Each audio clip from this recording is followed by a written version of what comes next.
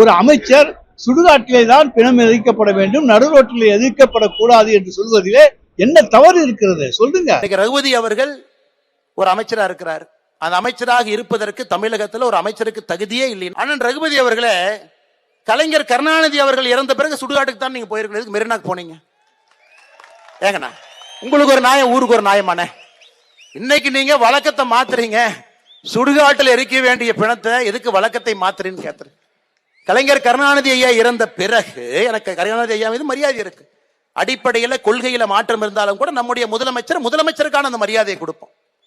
இன்னைக்கு நீங்க மக்களை இந்த அளவுக்கு கொச்சைப்படுத்தி பேசினா திரும்ப நாங்க பேசுறதுக்கு எவ்வளவு நேரம் ஆகும்?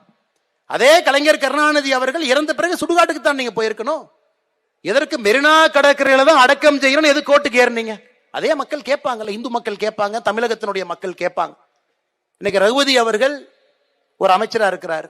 அந்த அமைச்சராக இருப்பதற்கு தமிழகத்தில் ஒரு அமைச்சருக்கு தகுதியே இல்லைன்னா ரகுபதி தான் தகுதியே. எல்லா ஊழல் வழக்கு மேல ஒரு டிஏ கேஸ் நடந்துகிட்டு இருக்கு. சிறைத்துறை அமைச்சர், சிறையில் இருக்க வேண்டிய ஒரு சிறைத்துறை அமைச்சர். இதை விட கொடுமையை பாருங்க ஐயா, தமிழகத்தில் இவ்வளவு மோசமாக ஆட்சி மேல ஆட்சி நடத்தி கொண்டிருக்கின்றார்கள். கேட்டா நம்மளே சொல்றாங்க.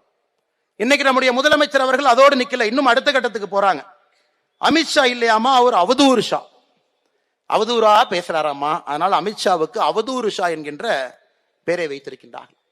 ஐயா முதலமைச்சர் அவர்களே, ரொம்ப பொறுப்போடு பணிவோடு கண்ணியத்தோடு நான் கேட்கின்றேன், முட்டாள்தனமாக ஆட்சி நடத்துவதற்காக முட்டாள் மு க ஸ்டாலின் என்று சொல்லலாமா?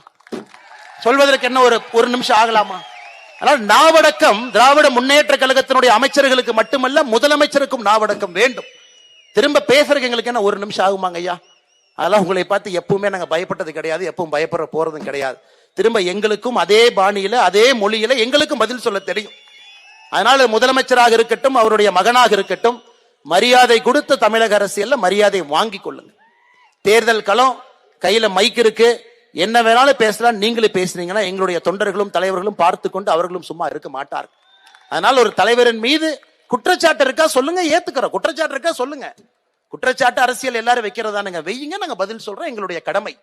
அதற்காக தயவு செய்து ஒரு பணியில பொறுப்பில் இருக்கிறவங்களை கொச்சைப்படுத்தி பேசுவதை நம்முடைய முதலமைச்சர் அவர்களே அவருடைய பொறுப்புல செய்யும் பொழுது அவருக்கு கீழே இருக்கக்கூடிய அமைச்சர் பெருமக்கள் எல்லோரும் இதை தங்களுடைய கடமையாக செய்து கொண்டிருக்கின்றார்கள். அதையும் கூட இந்த நேரத்தில் கடுமையாக கண்டிக்க வேண்டிய ஒரு பொறுப்பும் வேலையும் நம்முடைய வேலையாக இருக்கிறது. அன்பு சொந்தங்களே,